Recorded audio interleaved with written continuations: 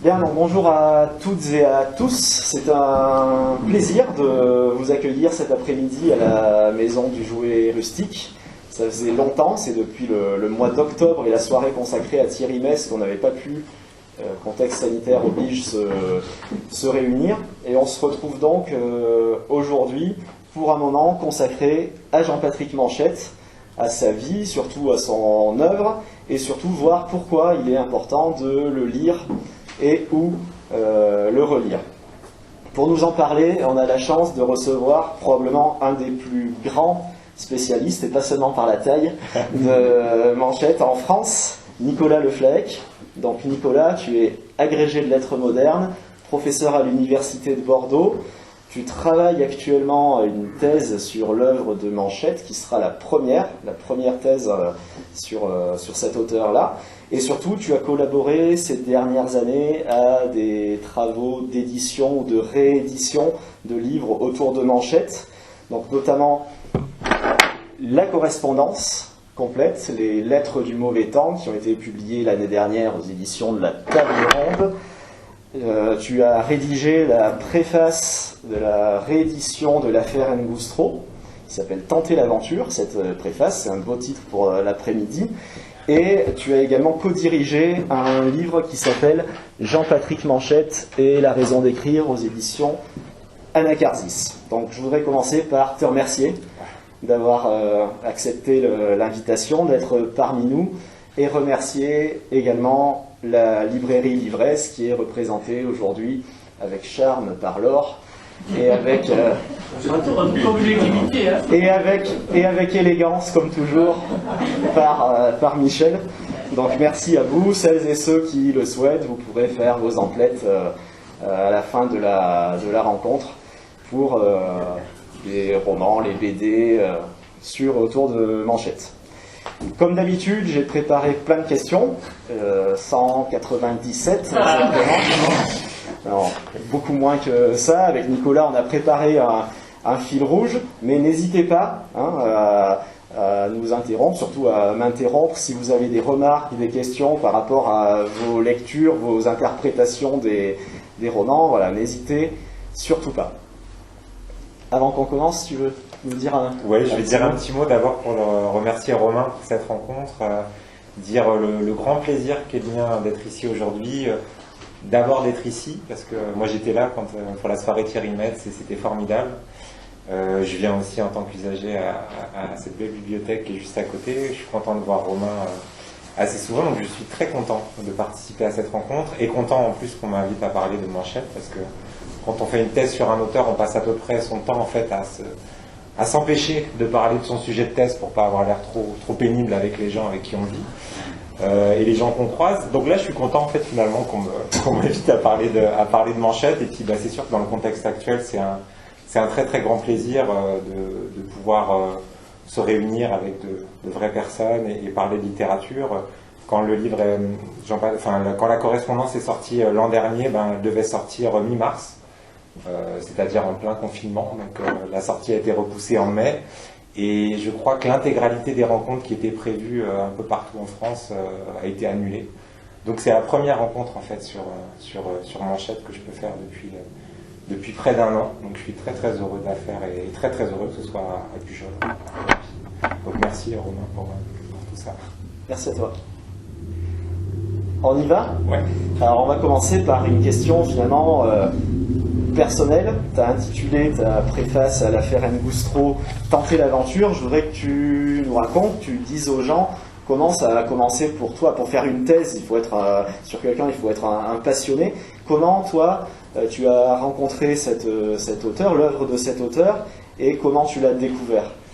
Alors voilà, alors moi j'ai à mon avis une grande chance, c'est que j'ai découvert Manchette de manière totalement naïve, c'est-à-dire en ignorant toutes les étiquettes qui lui collent à la peau depuis qu'il a écrit dans les années 70. C'était quand j'avais à peu près une vingtaine d'années, j'étais étudiant à l'université, j'étais un peu curieux, je lisais un peu de tout. Et il se trouve que par hasard, mais vraiment par hasard, j'ai lu La position de cœur couché, qui est le dernier roman qui a été publié de son vivant.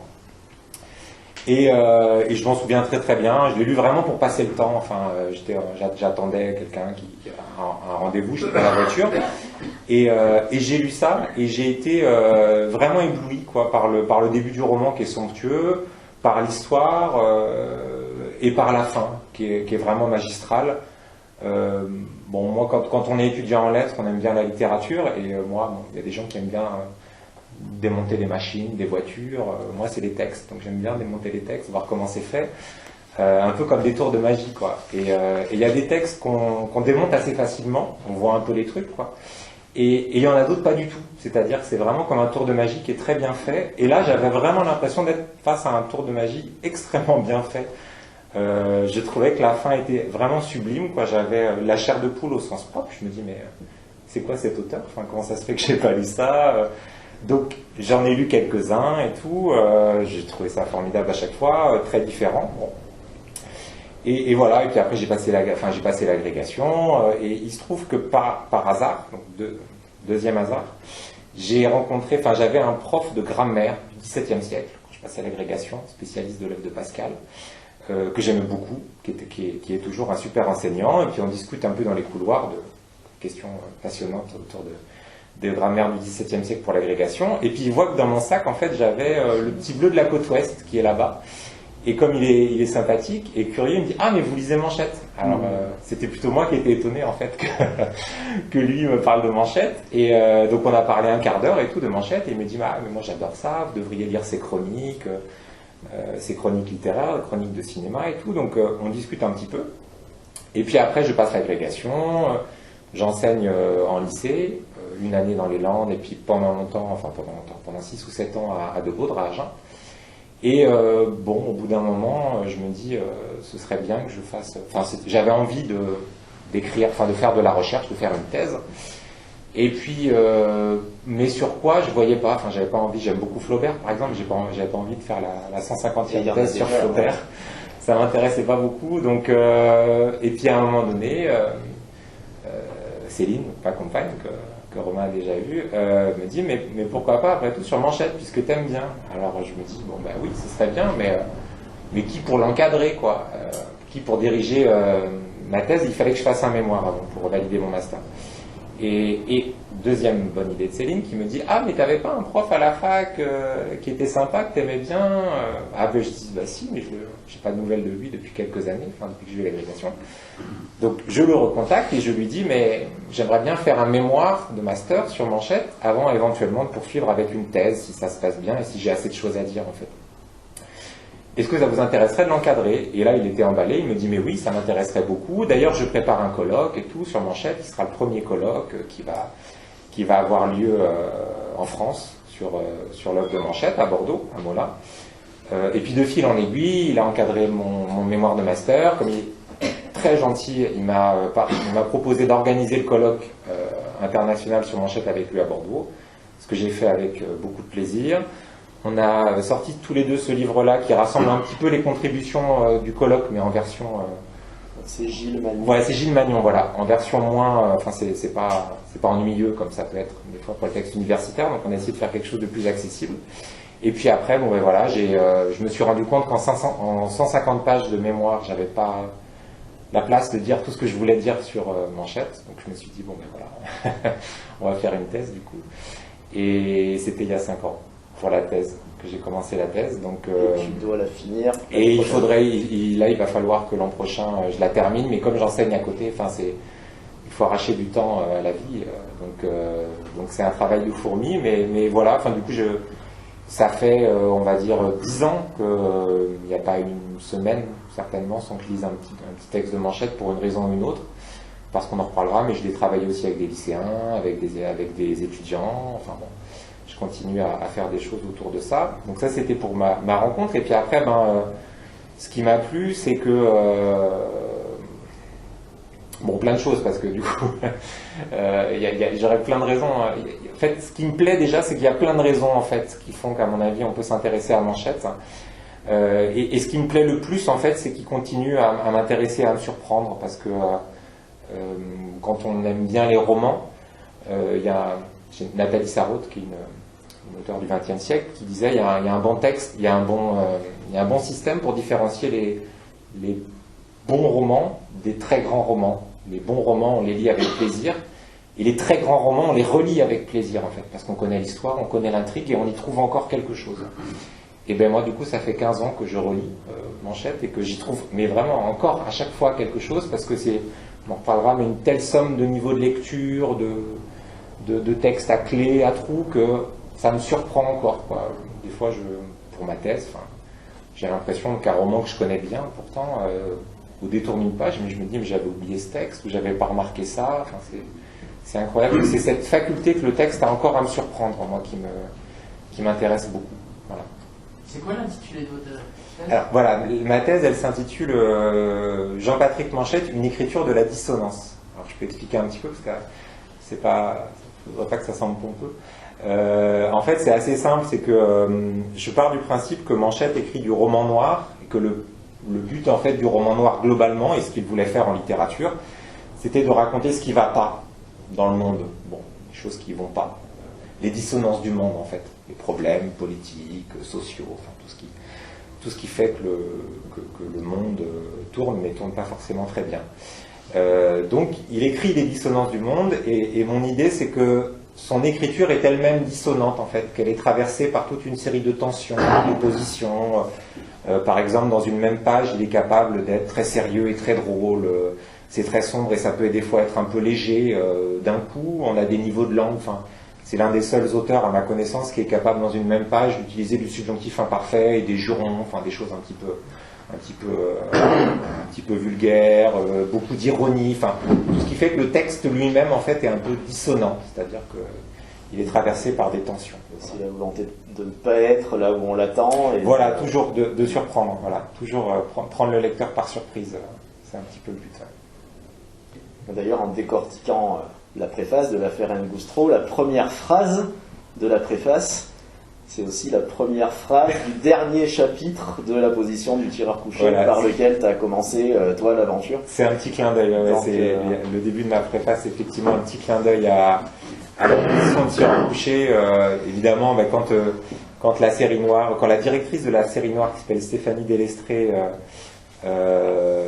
m'a demandé si la série noire en fait ne pouvait pas faire quelque chose pour rendre hommage à Manchette, à sa disparition. On a discuté un petit peu et puis finalement on est tombé d'accord sur l'idée que ce serait un bel hommage que la série noire ressorte en grand format en fait, un des romans de Manchette, après lequel finalement le choix est vite arrivé sur l'affaire Ngoustro, parce que c'est le tout premier roman que Manchette a publié à la série noire. C'est un roman extrêmement important dans son parcours, c'est sans doute peut-être le roman le plus important, pas forcément en termes littéraires, mais en termes de carrefour de la vie, quoi. C'est-à-dire que ce roman-là, s'il n'avait pas écrit, il aurait fait certainement autre chose. C'est un roman coup de poing, c'est un roman qui remue, puis c'est un roman qui dit encore beaucoup de choses, même de la société. Donc la série noire a proposé de republier ce roman et m'a proposé de faire la préface, donc j'étais très content et relativement terrifié à l'idée de préfacer, enfin drôlement intimidé à l'idée de préfacer Manchette dans la série noire, et donc il y a un petit clin d'œil au début en fait à Manchette et puis au lecteur que j'étais 15 ans plus tôt, au moment en fait où il s'est pris ce texte-là dans la figure comme un train dans la plaine, quoi. Et parfois il arrive ceci, voilà, c'est l'hiver et il fait nuit. C'est ça, c'est les mots de Manchette. Je me suis autorisé en fait on en reparlera peut-être, à lui emprunter ces mots comme un petit collage, parce qu'en fait c'est quelque chose qu'il fait beaucoup lui dans ses propres textes. C'est-à-dire qu'il aime bien en fait dans ses romans prendre des phrases tirées de tel ou tel auteur, faire des détournements en fait. Par exemple des phrases de, je sais pas moi,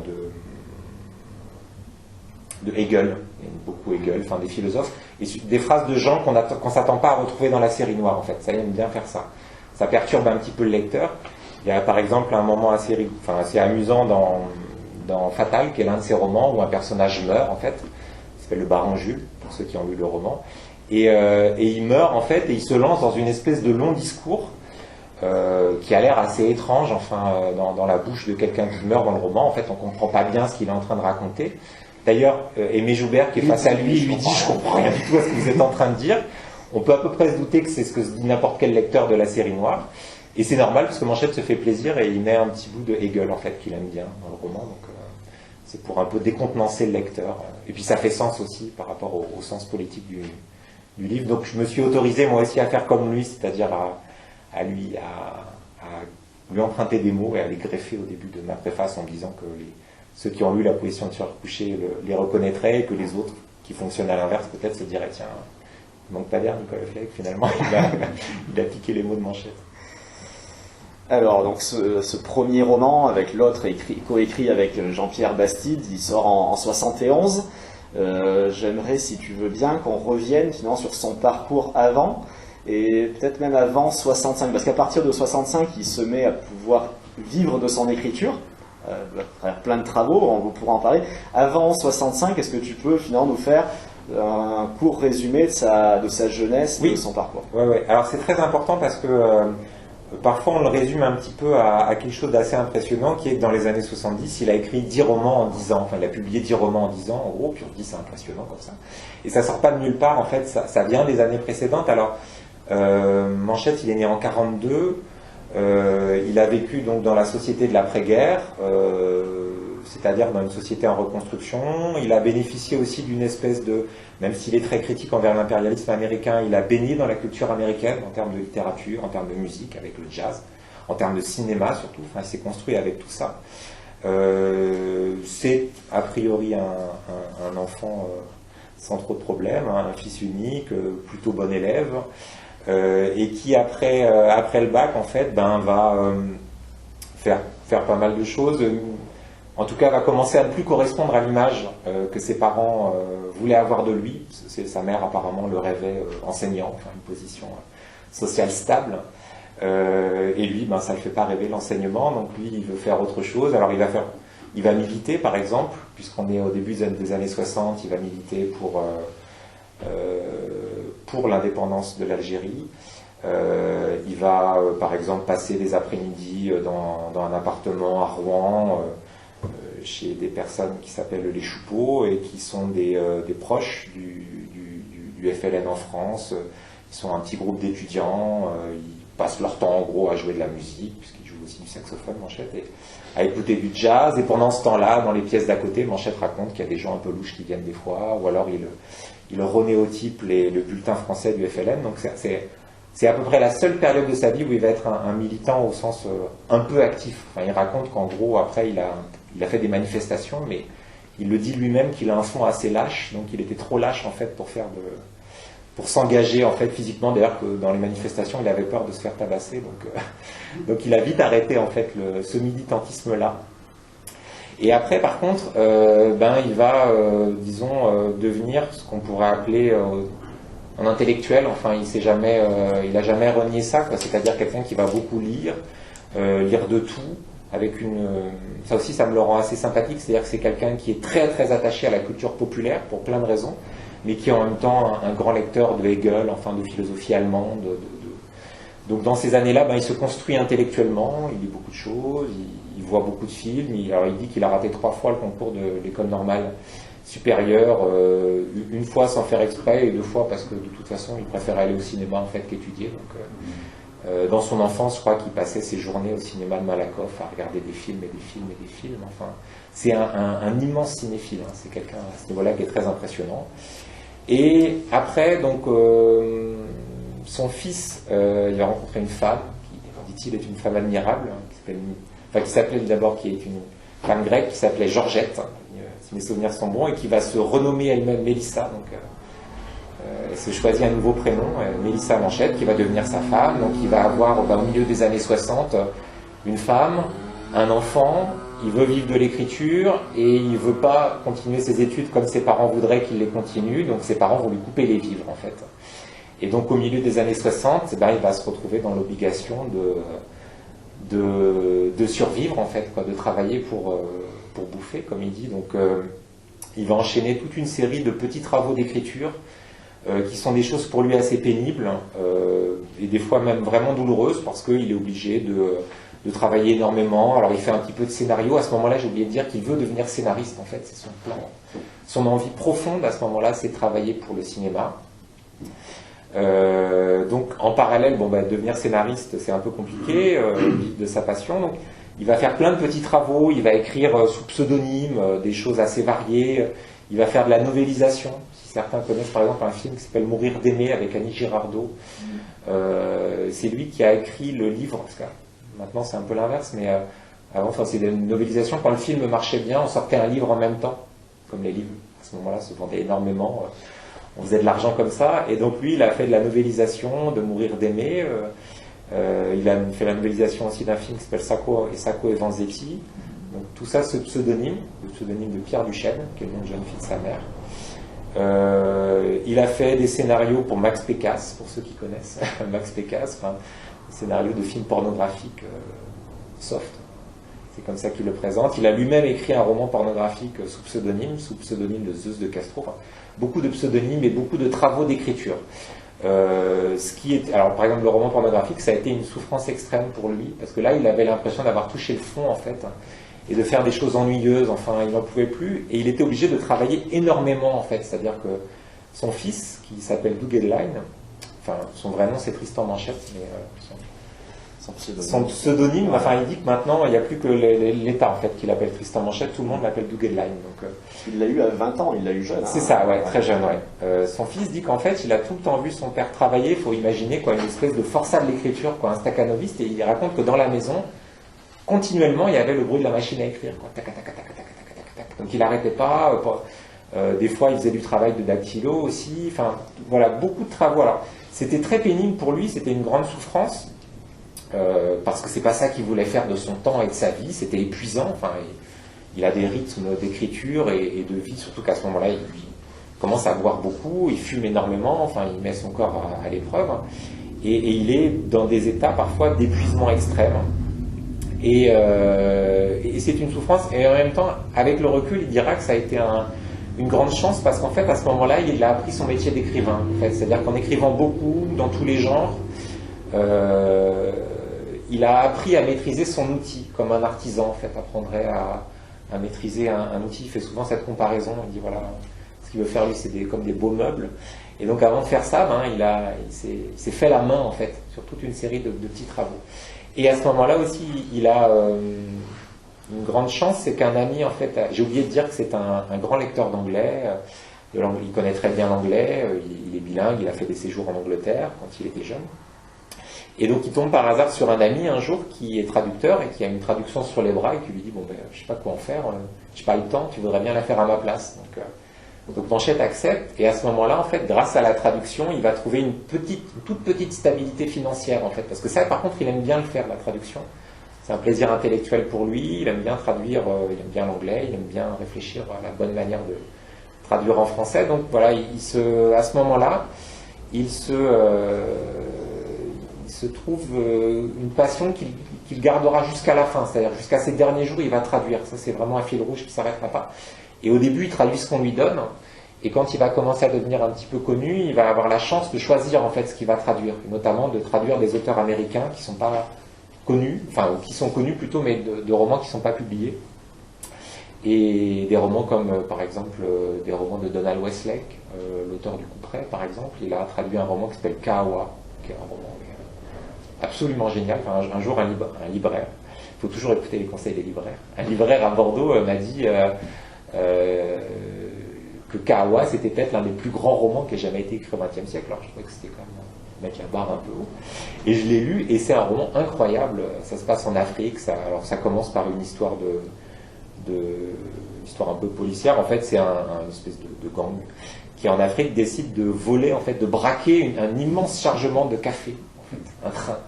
Il faut imaginer, en Afrique, vous dites on va voler le train. Ça se passe dans une dictature africaine, alors le nom, je crois que c'est en Ouganda, avec Amin Dada. Et ils mettent en place ce coup incroyable, qui est de faire disparaître un train de café. Ça a une valeur extrême, ça a une valeur immense à ce moment-là. Et ce roman-là est vraiment, alors je l'ai lu après, c'est un plaisir incroyable. C'est absolument génial. Donc, Manchette va faire découvrir un certain nombre d'auteurs par ses traductions, et il prendra toujours un plaisir extrême. Et donc, pour revenir à ta question, on est à la fin des années 60.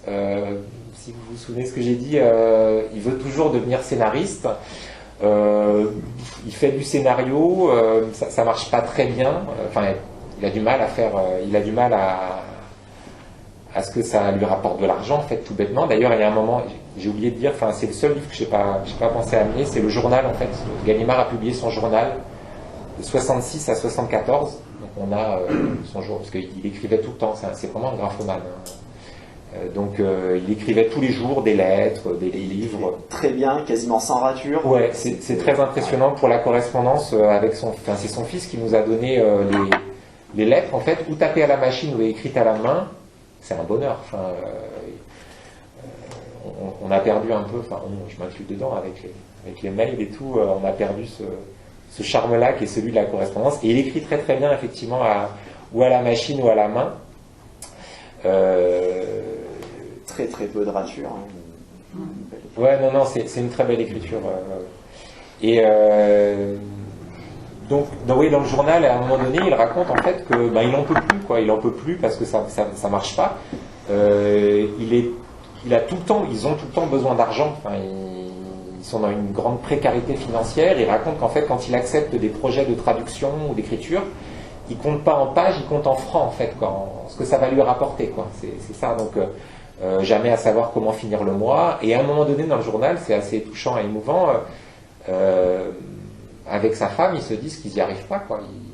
Il va falloir trouver une autre solution. Sa femme est traductrice. Ouais, sa femme est traductrice. Et elle va le rester, elle, tout le temps. Ouais, elle va rester traductrice, ouais, jusqu'au bout. Elle a travaillé aussi un petit peu dans le milieu du cinéma, mais donc ça marche pas. Et puis, à ce moment-là, il envisage vraiment l'enseignement. Là, il se dit qu'il va repasser des diplômes à l'université, sûrement pour être enseignant à l'étranger.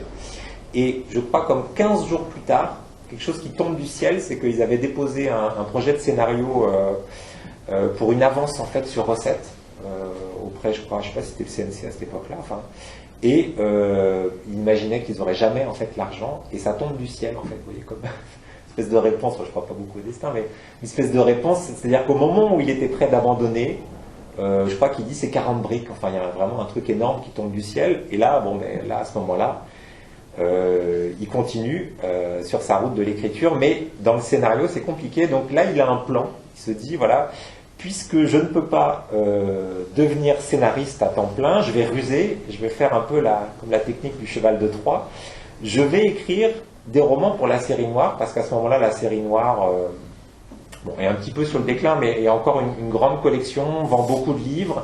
Et surtout, de très nombreux livres de la série noire sont adaptés au cinéma. Enfin, donc c'est plutôt un plan de carrière un peu audacieux, mais qui a du fond quand même. Donc il se dit, tiens, je vais écrire des romans, ça va marcher, et les droits seront achetés par le cinéma, et comme ça, je vais pouvoir devenir scénariste. Alors sur le papier, ça semble un peu aventureux. Il a tenté l'aventure, lui aussi. Et c'est exactement ce qui va se passer, en fait. C'est vraiment un coup de chance. Il va écrire... par toute une série de petits ricochets, l'affaire Moustro, qui est un roman, enfin on le dira peut-être tout à l'heure, qui tranche vraiment par rapport à ce que la série noire publie. D'ailleurs, même à la série noire, ils ont un peu hésité à le publier. Enfin, c'était trop différent de ce qu'ils publiaient habituellement. Enfin, vous voyez, par exemple, ceux qui connaissent les romans par exemple d'Albert Simonin, enfin, vous voyez, Touché par au Grisby, ou des choses comme ça, qui sont des romans de la série noire sur la pègre, avec de l'argot. Enfin, c'est un petit peu ce que la série noire aimait bien publier pour les auteurs français.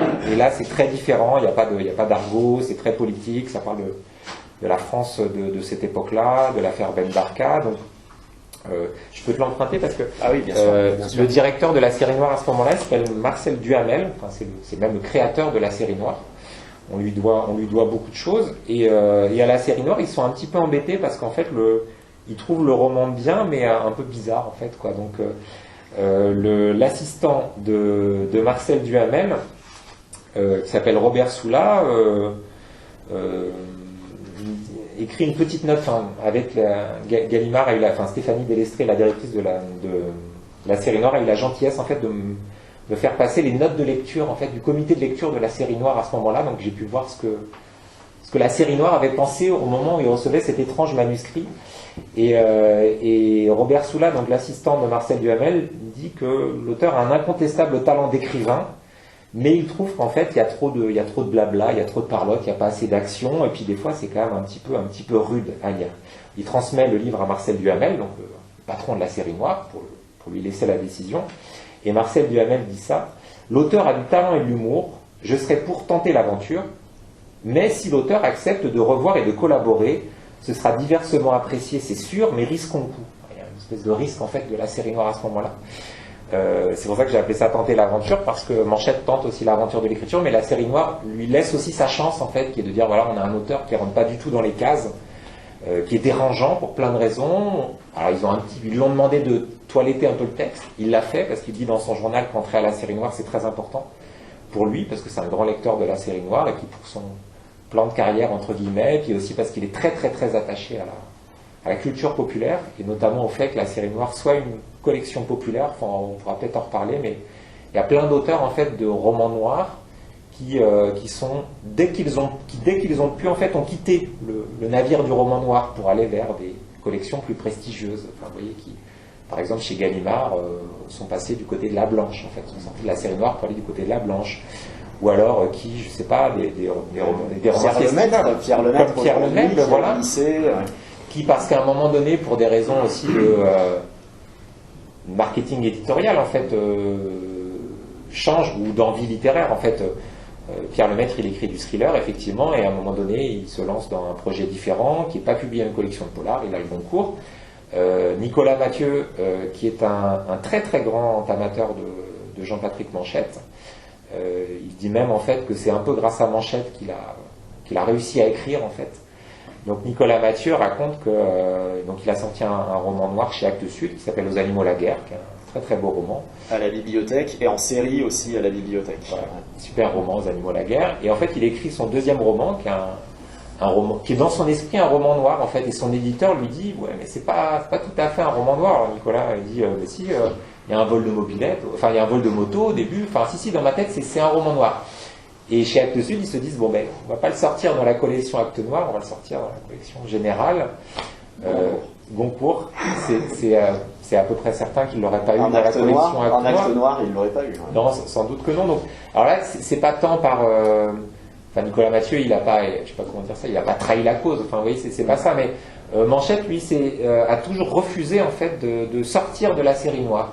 Il y était attaché parce que la série noire, pour lui, c'est une collection populaire, et que on peut faire des choses littéraires et politiques intéressantes dans une collection populaire, et on peut être lu par beaucoup de gens, les livres coûtent pas cher, enfin il est très attaché à cette idée-là.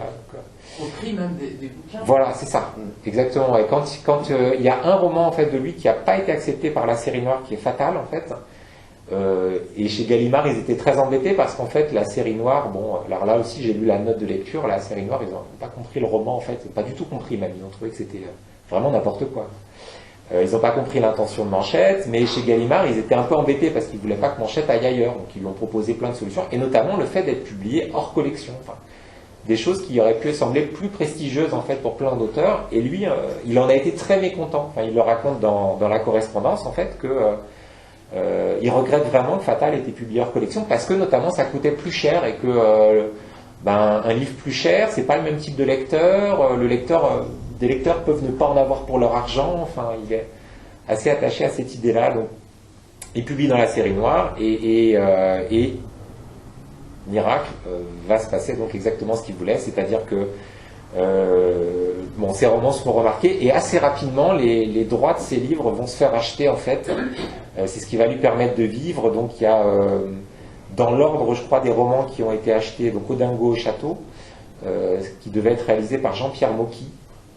Et qui après donc Jean-Pierre Mocky a abandonné le projet, et je sais plus, le Belle à tuer, Folle à tuer, c'est Folle à tuer, ça a été adapté en film, et il y a après Nada avec Claude Chabrol, et Manchette va collaborer là au scénario, c'est je crois la dernière fois, parce que après il prendra de la distance avec les adaptations, mais après les films, les livres vont être vendus à Alain Delon par exemple, qui apparemment achetait les droits de ces livres sans même les avoir lus, pour en faire de toute façon des choses qui n'avaient rien à voir avec ce que Manchette voulait en faire, mais ça lui permettait de vivre. Voilà, c'est-à-dire que et là il y a une inversion, parce qu'en fait au début il voulait écrire des romans pour se faire une place dans le cinéma, et en fait il va prendre vraiment goût à l'écriture et il va se rendre compte que son plaisir il est en fait à écrire des romans. Donc en fait il va faire l'inverse, c'est-à-dire qu'il va travailler pour le cinéma pour avoir de l'argent et se laisser des fois 3, 4, 5, 6 mois dans une année pour travailler à fond sur un projet littéraire, quoi. Et donc il va devenir à ce moment-là. Donc voilà, la bascule c'est 70-71 avec la publication de l'affaire Ngoustro et de Laisser bronzer les cadavres dans la série noire. Et donc là, finalement, c'est la question suivante. Il va entrer dans une décennie faste avec quasiment 10 romans en 10 ans et devenir finalement l'étiquette qu'il n'aimait pas, le père du néo-polar. Ouais. Donc est-ce que tu peux nous expliquer finalement ce que ces romans, après on va détailler, on va prendre 3-4 romans, mais ce que ces romans ont changé, pourquoi est-ce qu'on est écrit différemment après Manchette qu'avant, et comment on peut définir son style et son genre, essayer de le classer. Alors, ce qui change, bon, ce qui a beaucoup été dit, et ce qui est toujours dit, c'est que il va ramener en fait dans une collection populaire comme la série noire de la politique. Donc interroger la société de son temps, et par exemple l'affaire Ngoustro, c'est effectivement une réécriture de l'affaire Ben Barka, et puis ça présente un miroir en fait à la société française de la fin des années 60 ou du milieu des années 60 qui est pas extrêmement glorieux, quoi. Donc il réinjecte de la politique dans le roman noir, et dans son esprit à lui, il revient vraiment aux origines de ce qu'était le roman noir, parce que Manchette, c'est un grand lecteur de ce qu'il appelle les pères fondateurs du genre, le roman noir américain, c'est-à-dire Dashiell Hammett et Raymond Chandler, par exemple. Et c'est notamment un grand lecteur de Dashiell Hammett, pour lui c'est le plus grand écrivain du XXe siècle. Il dit ça dans ses chroniques. Et donc, le roman noir américain, il fait ça, c'est-à-dire que il utilise une forme populaire, le roman noir, qui a une forme méprisée, dénigrée, culturellement indigne, parce que le roman noir aux États-Unis, il n'est pas publié en livre d'abord, mais il est publié dans les pulps. Et les pulps, c'est des magazines bon marché américains. On est là dans les... Donc en feuilleton. Voilà, en feuilleton. Et puis c'est les pulps, on appelle ça pulp parce que c'est publié avec une mauvais papier, quoi, qui est fait avec la pulpe du bois. Enfin. Des choses qui se désagrègent. D'ailleurs, je crois que maintenant, du coup, les pulps vieillissent vraiment pas bien avec le temps, quoi.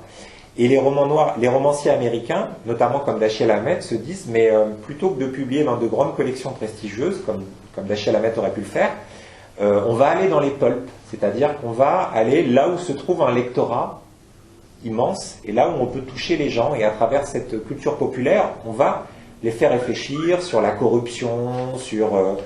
toute une série de dysfonctionnements politiques dans les États-Unis, aux États-Unis à cette époque-là. Et Manchette revient vraiment à ça, à cette essence-là, au fait que le roman est profondément politique, c'est-à-dire que il sortira jamais de cette idée-là. Alors ça ne veut pas dire que ça veut pas dire qu'il y a ça veut pas dire qu'il y a un message politique. C'est pas un roman à thèse. Enfin, il n'y a pas un message politique clair. Enfin, bien malin celui qui, pour certains romans, pourrait dire voilà. Précisément le message politique du roman, il n'y a pas de morale, par exemple. Manchette dit que le roman est moral au sens où il interroge la frontière entre le bien et le mal, mais il n'est jamais moralisateur. Il ne fait pas de morale politique. Il ne fait pas du roman à thèse. Par contre, il utilise le roman pour décrypter le monde et puis pour essayer de nous permettre de mieux le comprendre. Voilà. Donc ça, c'est sa première caractéristique majeure. Et puis après, il y a des questions de forme, quoi. C'est-à-dire que par rapport à ce qui s'écrivait à ce moment-là, il y a au niveau du style des choses qui sont un petit peu particulières. Alors, il y a une étiquette qui lui a longtemps collé à la peau, qui est celle d'écrivain froid, distant, notamment parce qu'il manie un style d'écriture qui est un style qu'on appelle behavioriste, c'est-à-dire un style comportementaliste, c'est-à-dire qu'il ne rentre jamais dans la tête des personnages, il décrit seulement leurs actions. Voilà. Ce que faisaient aussi beaucoup les romanciers américains comme Dashiell Hammett. Donc ça crée une espèce de distance en fait entre l'auteur entre le narrateur et ses personnages. Et il dit voilà, en gros, parce que nous-mêmes, enfin moi, vous, déjà c'est compliqué de savoir nous ce qu'on a dans la tête. Enfin, vous voyez, il dit dans son journal, il dit le sens profond des mouvements de l'âme, on ne sait pas ce que c'est. Donc rentrer dans la tête des personnages, bon, ça pourrait sembler un petit peu mensonger. Lui préfère s'en tenir à distance. Donc il y a ce style-là qui est un style un peu behavioriste, enfin voilà, un comportementaliste. Et laisser au lecteur la place justement pour... Exactement, voilà. Laisser au lecteur en fait le soin de faire une partie du chemin aussi, quoi. C'est-à-dire de construire un petit peu le sens du texte, de s'interroger sur ce que font les personnages. Comme on n'est pas dans leur tête, on est obligé des fois de boucher un petit peu les trous. Ou pas. Parce que moi, justement, j'ai tout à fait eu, moi, cette difficulté à lire Manchette. Eh ben à oui, cause de cette distance, froideur, on a du mal à se mettre dans le roman, dans l'histoire, dans la peau des personnages. c'est effectivement le risque. Qu'est-ce que vous avez lu par curiosité si c'est J'ai commencé à lire, mais j'ai pas pu. J'en ai lu 2 ou 3. Mais justement, je suis à un âge où je me dis, bon, si c'est mon kiki, je peux l'abandonner. Ah bah oui, vous avez raison. Donc je ne me suis pas sentie obligée parce que je n'ai pas été prise justement dans... Ouais, vous avez raison. Mais alors, il y a ça. Et moi, bon, alors ce côté-là, je suis d'accord et tout, mais moi, pour le coup, c'est jamais ce qui m'a... Enfin, c'est pas ce qui m'intéresse le plus chez Manchette. Et puis en plus, je crois que c'est... ce côté un petit peu distant et froid, ça suffit pas vraiment pour décrire son style, parce que ce qu'il aime bien, ce qu'il aime toujours, en fait, c'est à l'intérieur de règles, en fait, essayer de les subvertir. Donc, même si au début du roman, par exemple, il s'amuse, enfin, je sais pas, au début du Petit Bleu de la côte ouest, il s'amuse un petit peu, par exemple, à jouer avec vocabulaire un peu gauchiste, vous voyez, que la place de Georges Gerfaut, si on veut comprendre ce que fait Georges Gerfaut, il faut savoir sa place dans les rapports de production. Enfin, il utilise du lexique marxiste, en fait, et il dit, hein, c'est pour un petit peu embrouiller le lecteur, c'est pour le tromper, voilà, le lecteur va penser qu'il y a un truc de gauchiste. Alors que finalement, dans la suite, pas du tout. Donc, des fois, ça commence de manière un peu froide, et puis, vous avez des moments qui sont, moi, peut-être les moments qui m'intéressent le plus, où il s'autorise toutes les libertés, et où, du coup, il casse un petit peu cette froideur du texte, enfin, ce côté un peu glacé du texte. Par exemple, Fatal, qui est l'un des romans, pour peut-être illustrer un petit peu, Fatal, c'est l'un des romans les plus bizarres, peut-être de Manchette. Moi, c'est peut-être l'un de ceux que je préfère, mais c'est un très beau roman, mais dans lequel, pour un roman noir, il ne se passe pas grand-chose, en fait, à part la scène d'ouverture. Donc, c'est Fatal avec un E, et on suit une femme fatale. Alors, on n'est pas dans l'imaginaire un petit peu du roman noir, où la femme fatale, c'est souvent la secrétaire qui est très jolie, du détective, ou alors une femme qui va se faire tuer. Là, c'est une femme fatale au sens propre, parce que c'est elle qui va apporter la mort, en fait, comme dans une ville. Donc, c'est une femme qui s'appelle... On ne connaît pas son nom, parce qu'on ne connaît pas son vrai nom. Elle s'appelle Aimée Joubert, ou elle prend des... Elle est tueuse à gages, voilà. Chaque ville. Elle change de nom à chaque ville, voilà, parce qu'en fait, elle va dans des villes et elle exécute des contrats. Voilà, elle tue des gens, c'est une tueuse à gages, quoi, pour faire simple. Et le début du roman est vraiment extrêmement froid, enfin, quasiment un modèle d'écriture un peu clinique. Et en dehors du premier chapitre où elle tue un chasseur, on ne sait pas trop pourquoi, là on est vraiment on s'interroge, quoi. C'est-à-dire qu'en fait on suit un chasseur, enfin c'est très côté cinématographique, quoi. On suit un groupe de chasseurs, après il y en a un qui s'isole, il va dans les bois, il pose son fusil, il est fatigué, en plus on sent quand même que ça commence, il y a un côté un petit peu suspect, parce que il a descendu une espèce de petite combe, enfin puis il est un peu costaud, il a eu du mal à descendre, il pose son fusil. Et à ce moment-là, il y a une femme très belle, en fait, qui surgit, toute menue et toute frêle. Et là, il est très étonné parce qu'il l'appelle Mélanie Horst et il lui dit, mais je pensais que vous étiez parti la veille et tout, vous étiez censé partir en train, mais qu'est-ce que vous faites là? Et elle ne dit rien. Enfin, un peu comme Manchette, quoi, ce côté froid, on ne sait pas pourquoi elle est là. Et là, il s'approche d'elle et on est vraiment dans quelque chose, vous voyez, un petit peu comme quasiment un univers de contes de fées. Enfin, c'est-à-dire qu'il est très gros, elle est très fine, il la détaille et vraiment il la dévore du regard. Et on comprend, en fait, enfin, on pressent qu'il pourrait se passer quelque chose de pas très net, quoi. Et à ce moment-là, donc je peux lire.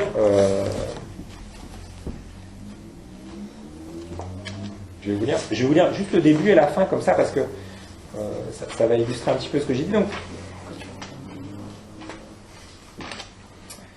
Donc il lui dit « Sapristi, mais c'est Mélanie Horst que je vois là », s'exclama Rocard en décollant précipitamment ses fesses du tronc et en rentrant le ventre. « Mais quelle bonne surprise!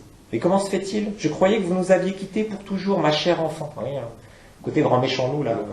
Mon enfant, ouais. Elle sourit vaguement. Elle pouvait avoir 30 ou 35 ans. Elle avait l'œil marron et le visage délicat. Son sourire vague découvrit très peu ses dents, qui étaient petites et régulières. Rocard s'avançait vers elle en l'appelant sa chère enfant. Et il avait la voix paternelle, cependant que ses gros yeux bleus parcouraient sans cesse la silhouette mince de la jeune femme. Et il s'étonnait hautement de la voir ici. D'abord, elle ne chassait jamais. Ensuite, elle avait fait ses adieux à tout le monde. Hier après-midi, elle était partie en taxi pour la gare. Pour une surprise, c'est une surprise, une bonne surprise, clama-t-il, et elle prit en main le calibre 16 et le tourna vers lui, et avant même qu'il eût cessé de sourire, elle lui vida les 2 canons dans le buffet. Et ce que je viens de lire, c'est vraiment tout tout d'une traite, enfin, c'est une longue phrase en fait, et on est vraiment comme Rocard à ce moment-là, c'est-à-dire que, bon, si on réfléchit un petit peu, on se dit, elle a un fusil dans la main, elle n'est pas censée chasser, il a posé le sien, il est isolé, enfin, on peut être un peu plus malin que lui. Mais en tout cas, enfin, vous voyez, il ne nous laisse pas le temps de respirer. Quand il dit pour une surprise, alors effectivement, ça va être une surprise, quoi. Donc il se prend ça dans le buffet, et puis après, il reste là, et c'est très froid parce que, vous voyez, je peux lire la fin du texte, de la salive miroitant dans sa bouche, l'homme eut une petite contraction de la paupière et puis mourut. Dans le lointain s'entendit le bruit bénin de 3 coups de feu, la jeune femme s'en alla. Là, c'est quelque chose de très froid, quoi. C'est-à-dire, on ne sait pas ce qu'elle fait là. On va comprendre un petit peu après. On comprend qu'après, que c'est la fin d'un contrat, et exactement, voilà. La rupture avant un autre. Et, voilà. Et ce qu'elle fait, je suis obligé un peu de raconter ce qui se passe dans les romans, c'est que il y a un côté, là, il y a un côté un peu chabrolien dans l'histoire, c'est qu'elle elle investit en fait la bourgeoisie, enfin la petite bourgeoisie des villes dans laquelle elle va. Elle crée des liens avec à peu près avec les gens, et puis en fait, elle a compris que, comme souvent dans les petites villes, ben, les gens s'aiment bien en apparence et en réalité se détestent. Donc il y a toujours des gens en fait qui détestent assez les autres pour payer pour les tuer en fait. Donc quand elle a compris qu'on en arrive à ce stade-là, partout, enfin pas partout, dans une ville qui s'appelle Bléville. Voilà, hein, ça s'appelle Bléville. C'est la ville du blé, la ville pourrie par l'argent, et c'est un hommage à Poissonneville, la ville de Moisson-Rouge de Dachier-Lamette. Et donc, bon, à un moment donné, elle dit bon, mais quand elle est face à quelqu'un en gros et qu'elle comprend qu'il y a la possibilité d'un contrat, elle dit je connais quelqu'un, si vous voulez, qui moyennant une certaine somme, pourrait vous débarrasser de cette personne. Évidemment, elle ne dit pas que c'est elle, pour des raisons de sécurité, puis en plus parce que, en fait, elle a peur de ne pas être crédible, si vous voulez. Donc, finalement, elle se fait payer et elle exécute ses contrats comme ça. Alors, quand au début, c'est très froid, mais on apprend à la connaître un petit peu, on remonte un petit peu le cours de son histoire, et à un moment donné, par exemple, le narrateur nous explique que tout ça vient du fait que, bien avant, en fait, c'était une femme battue qui se prenait des coups par son mari et qui à un moment donné a décidé que c'était fini, quoi. Donc elle a pris un couteau avec toujours un couteau qu'elle venait d'acheter avec le carton en fait sous le couteau, et avant de se prendre un coup de trop en fait elle a poignardé son mari en laissant le carton, et donc elle a fait croire en fait à la police qu'il était tombé dessus, et tout le monde l'a cru en se disant bah oui, quelqu'un qui voudrait tuer enlèverait au moins le carton, enfin laisserait pas le carton. Donc ça a commencé comme ça, et on apprend à la connaître. Et alors la fin du texte, moi par exemple, ça c'est des choses qui m'éblouissent assez. Après avoir, vous voyez, joué avec plein de cordes, le début est très violent avec le chasseur, ce que je vous ai lu. Après il se passe littéralement, pour les 2 tiers du roman, il n'y a pas de mort en fait. Elle observe. Voilà, elle observe, elle pose ses filets en fait dans la ville, dans Bléville, et à un moment donné elle prend un contrat effectivement, donc elle va finir par tuer la personne, et se retourner contre ceux qui l'ont payé, en fait. Parce qu'elle estime que là, si vous voulez, c'est trop, quoi. C'est-à-dire que moralement, elle ne peut plus assumer ce contrat-là, elle s'en veut d'avoir tué la personne, etc. Et elle va... Alors là, il y a une espèce de déluge de violence, si vous voulez, où elle va régler son compte, en fait, aux notables de Bléville qui l'ont payé pour assassiner cet homme-là. Elle va elle-même se faire tirer dessus. Et la fin du roman, c'est ça. Je suis désolé, je suis obligé de lire un petit peu la fin. Elle se fait tirer dessus, elle est blessée, elle part en voiture, elle zigzague, et elle a un accident. Et le roman se termine comme ça, dans une espèce de, je sais pas, d'apothéose un peu poétique, où on n'est plus du tout dans du réalisme un peu froid. Donc, alors que je prenne pas trop tôt quand même pour pas trop vous lasser. Donc elle a un accident, Aimée se cogna la tête contre un montant de portière, elle resta un moment dans l'épave à tousser. Puis elle quitta le véhicule accidenté. Un chemin de terre s'ouvrait sur le côté de la route, à 10 mètres de distance. Aimée s'y engagea à pied, en boitant. L'aube venait, les tempes d'Aimée battaient. Après un moment, je ne sais si c'est une vision qu'elle avait à cause du sang perdu, ou bien si c'est pour une autre raison, mais il m'apparaît qu'elle était maintenant vêtue d'une splendide robe écarlate, une robe du soir pailletée peut-être, et il faisait une glorieuse lumière dorée d'aurore. En haut talon et dans sa robe du soir écarlate, Aimée, intacte et extrêmement belle, gravissait avec facilité une pente neigeuse qui ressemble aux pentes du massif du Mont Blanc. Et là, vous avez en gros, en majuscule, « Femme voluptueuse et philosophe, c'est à vous que je m'adresse. » la chute du roman. Et préciser que même pas 5 pages avant, elle a égorgé un type avec une coquille Saint-Jacques. Oui, elle est redoutable. Voilà. Effectivement, elle a une Tarantino, Fatal adapté par Tarantino, les 10 dernières minutes, c'est le massacre.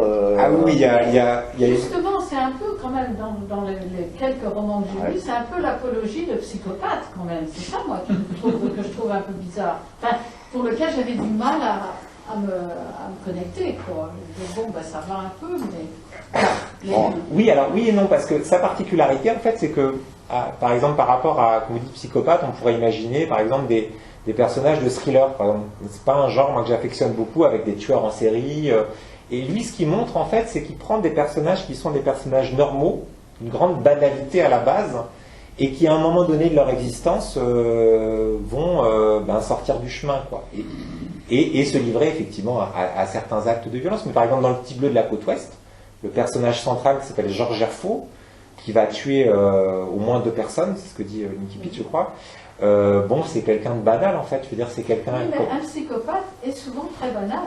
Ah oui, mais alors dans ce cas-là, c'est qu'on considère qu'il y a une banalité dans le mal, effectivement. Mais oui, c'est possible, pourquoi pas. Alors après, moi, je conçois que ce déluge de violence puisse heurter ou lasser ou déplaire. Enfin, ça c'est sûr que de toute façon c'est violent. Et c'est la série noire. Voilà. La série noire, il faut de l'action. C'est-à-dire que... Non, mais je plais l'avocat je joue l'avocat du diable un petit peu là. Ici, mais t'as raison. Normalement, c'est des gens qui ont lu et qui ont aimé, qui sont là.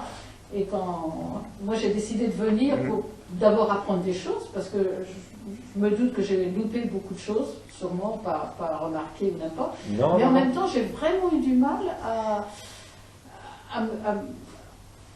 me mettre dans... Toi, la position du tireur couché, tu te dis qu'il y a un déchaînement de violence, mais quand après tu réfléchis et que tu te dis qu'en fait tout ça, c'est pour reséduire la nana dont il était amoureux au lycée. Ouais, mais enfin... Non, c'est un roman d'amour finalement. Ah mais c'est Martin le héros, c'est une espèce d'Emma Bovary version. Oui, c'est un romantique. Il a envie de retrouver son. Bah, écoute, et pour ça, il est prêt à flinguer n'importe qui. C'est pas mon genre de romantisme. Alors. Oui, il a un plan caractérisant.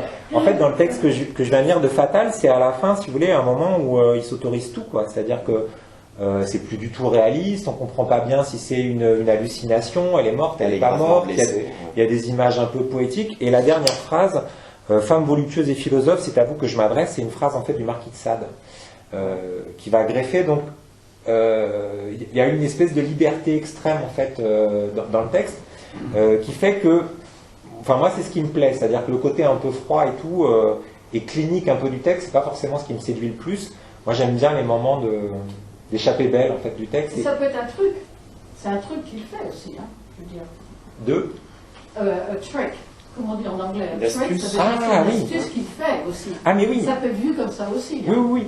Ouais. Et après, sur la violence, de toute façon, c'est violent parce qu'il dit, je sais plus, dans les chroniques, il a écrit des chroniques de romans noirs qui ont été republiés par Rivage, et il dit que le roman noir, c'est un roman social et violent. Mais parce que c'est sa lecture du monde. Le monde est noir, violent,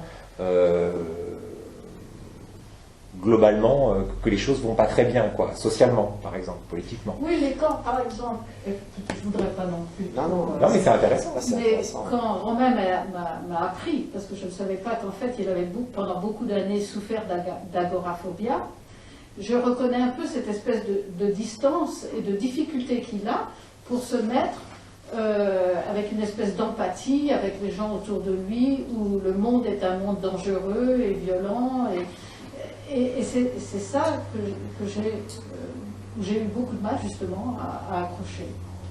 Oui, mais alors l'agoraphobie, effectivement, c'est après, là, c'est dans les années 80, mais alors oui, mais en même temps, au moment où il écrit les romans, il n'y a pas du tout d'agoraphobie en fait encore, donc je pense que c'est vraiment sa lecture du monde en fait, qui est une lecture plutôt désenchantée, enfin désenchantée pas vraiment, parce que lui à ce moment-là, Ben si, parce qu'il n'y a pas de bons personnages pratiquement.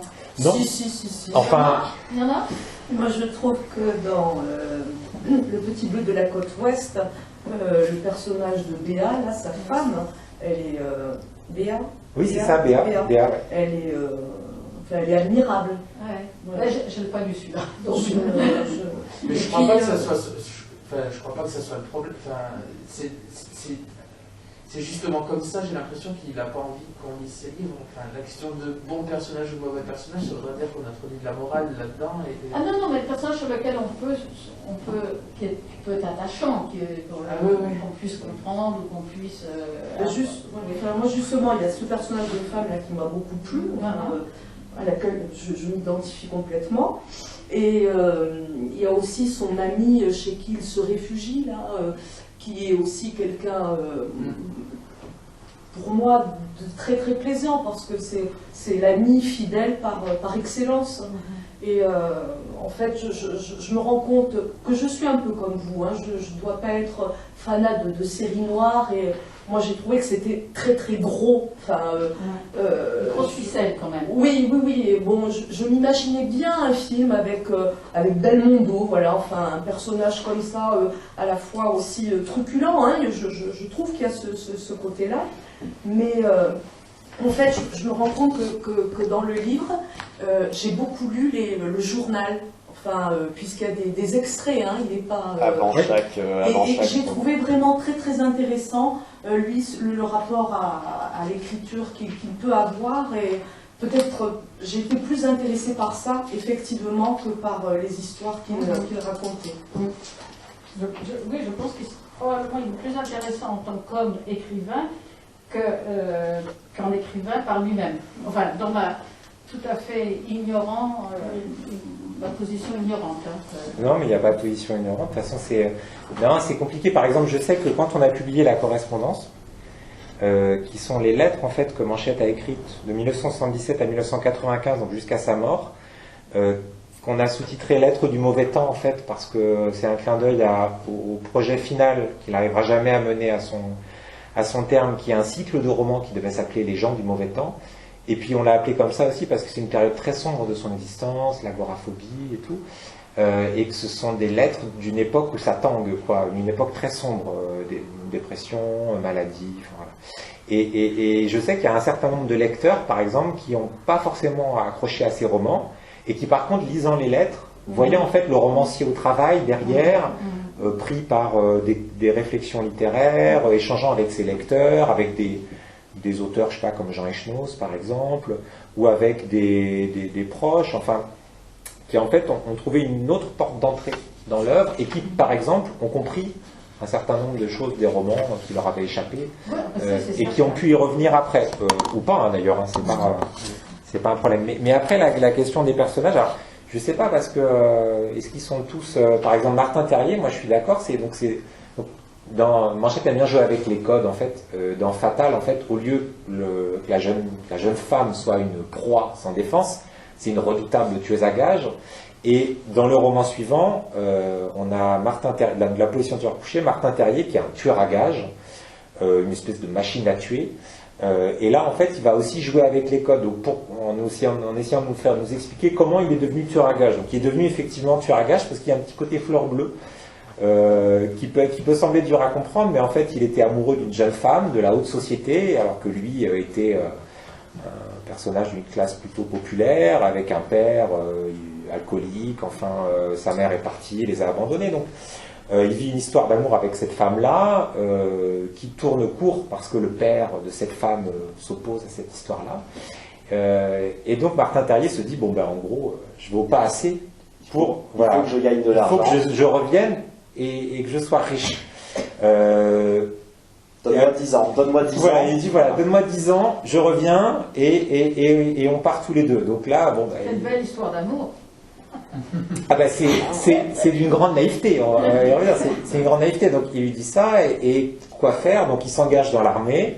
Il va être repéré entre guillemets pour une espèce de talent qu'il a, qui est un tueur de sang-froid. Il va devenir tueur à gages. Il va travailler pour une espèce de mafia internationale qui lui paye des contrats. Et effectivement, 10 ans après, il revient. Comme il est d'une grande naïveté, il s'imagine que la femme l'a attendu gentiment pendant 10 ans, ce qui évidemment n'est pas du tout le cas. Donc elle est mariée à une espèce de notable du coin. Et il est un peu interloqué en fait que son plan ne fonctionne pas. Donc déjà, le tueur à gages, si vous voulez, En fait, quand je disais que c'est Madame Bovary, donc, Il de toute est façon, persuadé qu'elle l'attend et...